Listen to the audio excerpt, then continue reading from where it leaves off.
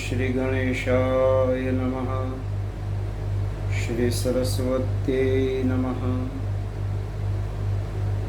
गुरुर्ब्रह्मा गुरुर्विष्णु गुरुर्देवो महेश्वर। गुरुर्साक्षात् परब्रह्म तस्मै श्री गुरवे नमः। अखण्डमण्डलाकारं व्याप्तं येन चराचरं तत्पदं दर्शितं वैनो तस्मै श्री गुरवे नमः। आप सभी को मेरा प्रणाम। सबको जय श्री कृष्ण। पवित्र भारतवर्ष की इस पावन परंपरा में जिस तत्व को, जिस स्वरूप को परमात्मा से भी उच्च दर्जा दिया गया है और जिसकी कृपा से, जिसके अनुग्रह से अंतस्थ परमात्मा का दर्शन हो जाता है, ऐसे गुरुदेव के पूजन का आज का दिन है। भारतवर्ष में आज का दिन आषाढ़ शुक्ल पूर्णिमा, ये गुरु पूर्णिमा के नाम से सुविदित है, सुविख्यात है। आज प्रत्येक व्यक्ति को जिससे कुछ ज्ञान प्राप्त हुआ हो, जिससे कुछ अर्थ समझ में आया हो, या तो जिसकी चेतना से हम कुछ लाभान्वित हुए हो, ऐसे गुरु महाराज की उपासना करनी चाहिए। गुरु महाराज का पूजन करना चाहिए। गुरु महाराज का अर्चन वंदन होना चाहिए। लेकिन सांप्रत काल में एक महामारी ने पूरे विश्व को जब भयभीत करके रखा हुआ है और कुछ ऐसे नियम जो हम सबकी सुरक्षा के लिए बनाए गए हैं, सोशल डिस्टेंस का, ज़्यादा लोगों का मिलाव ना हो, ऐसा एक आदेश सरकार श्री की ओर से प्रस्तावित हुआ है। उसी की मर्यादा में रहते हुए हम सब अपने घर से और अपने घट से अपने अपने सद्गुरु का स्मरण करें, मानसिक पूजन करें। जहाँ हो अपने घर में रह के अपने गुरुदेव का ध्यान करें।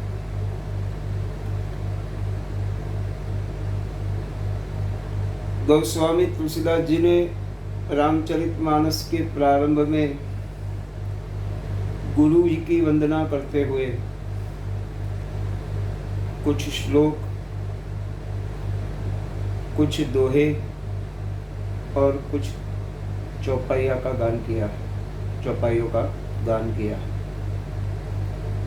जिसमें सबसे पहले तुलसीदास जी कहते हैं, वंदे बोधमयं नित्यं गुरुं शंकर रूपिणं यमाश्रितो हि वक्रोपि चंद्रः सर्वत्र वंद्यते। जैसे कोई कलंकित आदमी समाज में अहर्निश अपयश पाता है। लेकिन यदि वही आदमी किसी सद्गुरु के पास चला जाए, जैसे चंद्रमा, कथा ऐसी है कि अहल्या के साथ हुए कपट में चंद्र ने इंद्र का साथ दिया,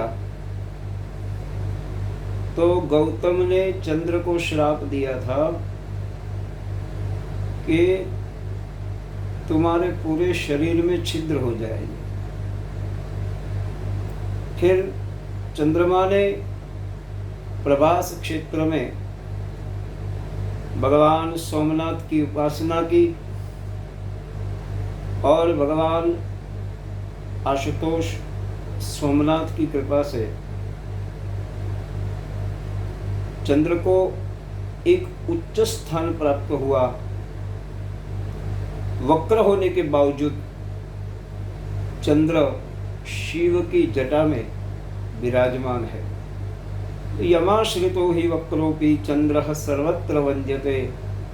शिष्य कैसा भी टेढ़ा हो, लेकिन अगर शिष्य का गुरु बलवान है, अगर शिष्य का गुरु पद बलवान है, मेरे भाई बहन, एक बात का ख्याल रहे, गुरु कोई व्यक्ति नहीं है, गुरु एक पद है। जैसे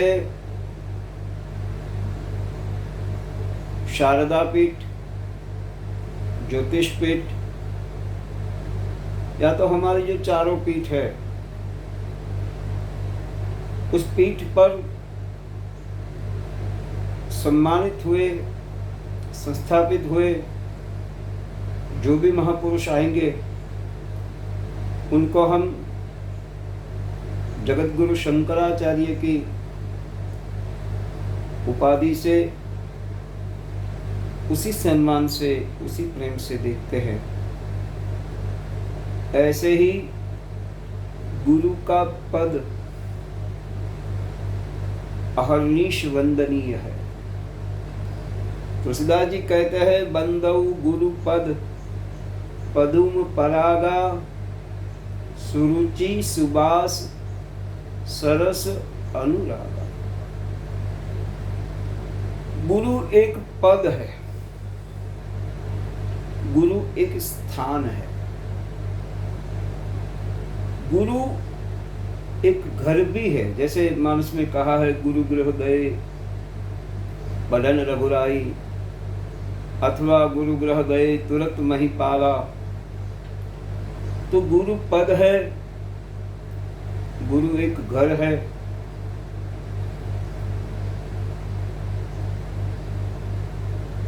उसी पद को प्रत्येक वर्ष आज के दिन,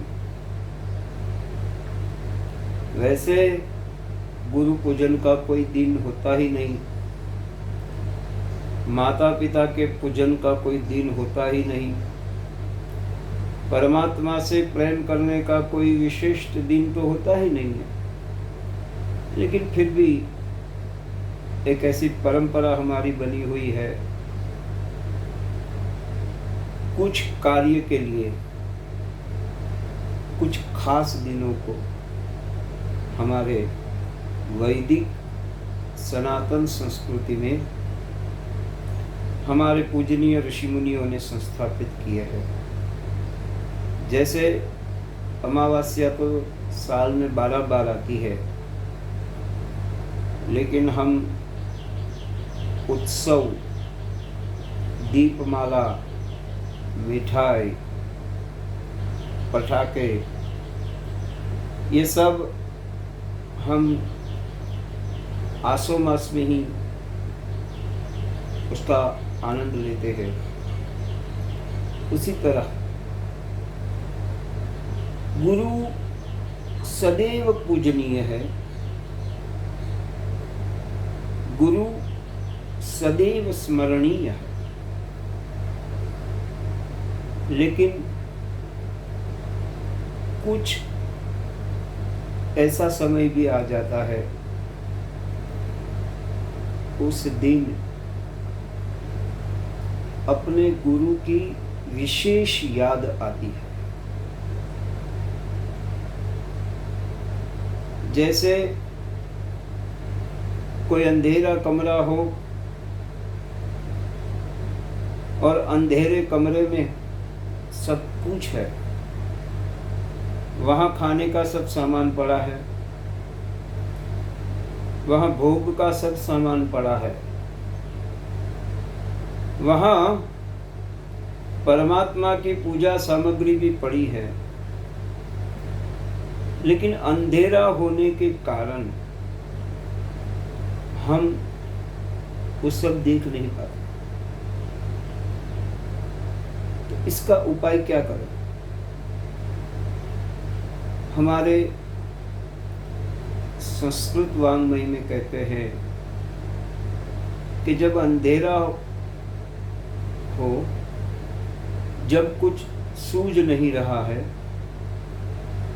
ऐसे समय में हमको ज्यादा प्रयत्न करने की जरूरत नहीं है।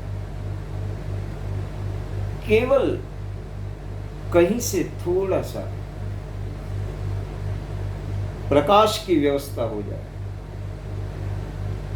बस आपके हाथ में प्रकाश आ गया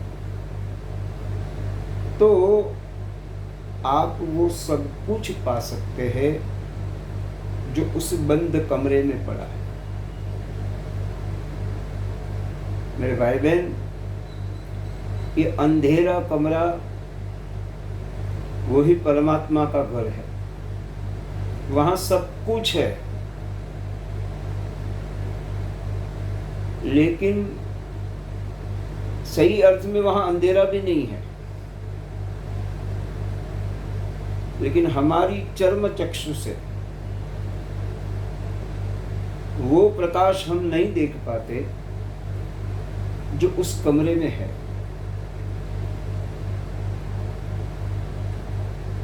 जैसे ब्रह्मानंद जी कहते हैं, सूरज वो था न चांद था, बिजली न थी वहां, यकदम वो अजब शाम का जलवा दिखा दिया। अथवा घट घट में ब्रह्म ज्योत का प्रकाश हो रहा,